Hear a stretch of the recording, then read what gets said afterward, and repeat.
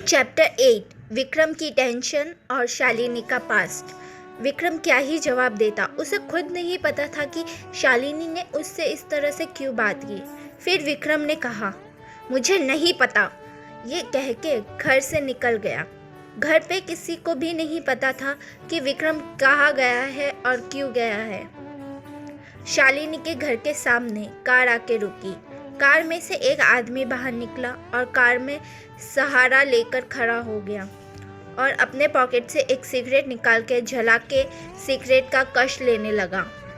वो और कोई नहीं बल्कि विक्रम था। उसे कुछ समझ नहीं आ रहा था कि कहाँ जाए, इसलिए रोड में घूमते घूमते शालिनी के घर के आगे रुक गया। वो आगे क्या करने वाला है या क्या करेगा उसे समझ नहीं आ रहा था। बस वो एक बार शालिनी से मिलना चाहता था और गले लगाना चाहता था, लेकिन वो अभी कुछ भी नहीं कर सकता था, इसलिए कुछ घंटे तक वहीं पे खड़ा रहा और सिगरेट पीता रहा। फिर चला गया अपने घर। शालिनी की आंखें खुलती है तो देखती है सुबह हो चुकी है। फिर अचानक से उसे कल की बात याद आ जाती है। याद करते ही शालिनी को थोड़ा डर लगता है, साथ ही साथ गुस्सा भी आता है। और उसे कॉलेज भी जाना था, इसलिए तैयार होकर और नाश्ता करके कॉलेज के लिए चली गई। कॉलेज पहुंचने के बाद पहले अपना क्लास ढूंढने लगी।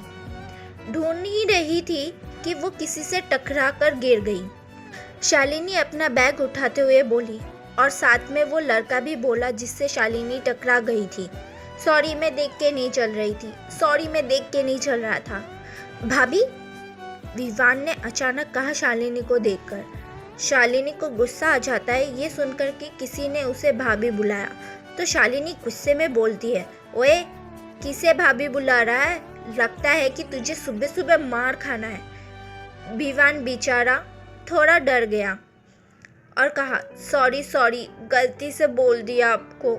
अच्छा तो अब मैं चलता हूँ, वंस अगेन सॉरी। विवान डर गया था इसलिए वहाँ से जल्दी से निकल गया सॉरी बोल के। विवान वहाँ से भागकर अपने क्लास में आ गया और सोचने लगा, भाभी यहाँ क्या कर रही है?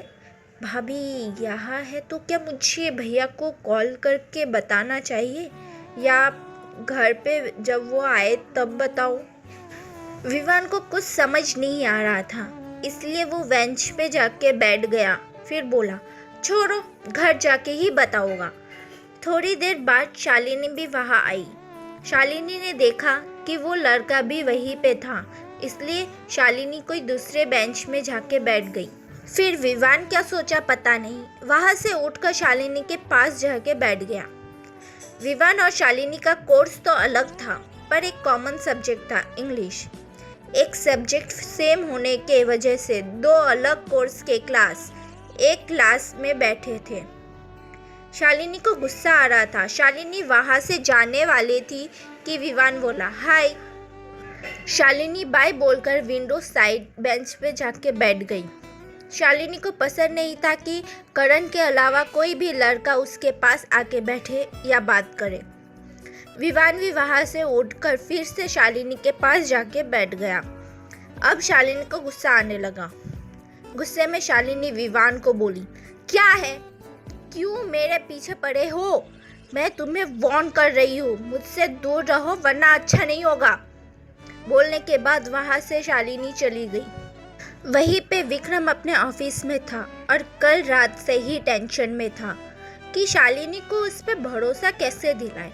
इसलिए कुछ सोचने के बाद विक्रम ने कहा, रौनक, मुझे शालिनी के पास के बारे में सारी इन्फॉर्मेशन चाहिए और चाहे कितना भी वक्त लगे, मुझे जल्द से जल्द चाहिए, समझे? रौनक ने कहा, यस बॉस। रौनक शालिनी के बारे में इन्फॉर्मेशन निकालने चला गया। दिशा जी वहीं पे टेंशन में थी कि शालिनी मुंबई में अकेली है और कहीं उसे सच पता ना चल जाए। जब साहिल जी घर आए तब अपनी वाइफ को परेशान देखा तो बोले, दिशा टेंशन मत लो, शालिनी को कुछ पता नहीं चलेगा। दिशा जी बोली, हाँ शायद उसे कुछ पता ना चले, पर वो अकेली है मुंबई में। कभी भी उसे मैंने अपने सामने से एक पल के लिए ओझल नहीं होने दिया। आज वो मेरे से इतनी दूर है और पता नहीं क्यों मेरा मन सुबह से बेचैन है। तो साहिल जी बोले, तो एक काम करते हैं, एक हफ्ते बाद हम सब कुछ दिनों के लिए शालिनी के पास चले जाते हैं, उसके बाद चले आएंगे।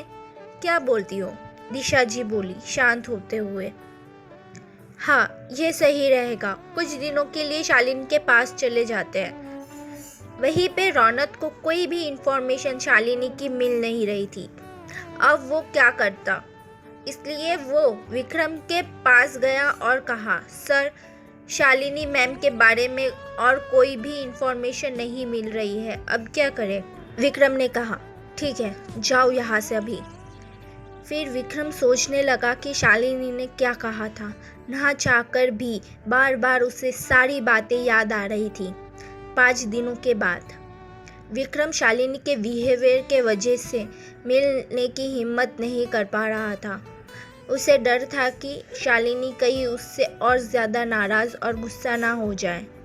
और शालिनी तो इस सब के बारे में भूल गई थी कि उसके और विक्रम के बीच क्या बातें हुई थी और क्या हुआ था। अब सिंह राजपूत हाउस में पार्टी थी और वहाँ पे करण और उसके पेरेंट्स मिस्टर मोहन रायचंद और मिसेस राधिका रायचंद भी थे।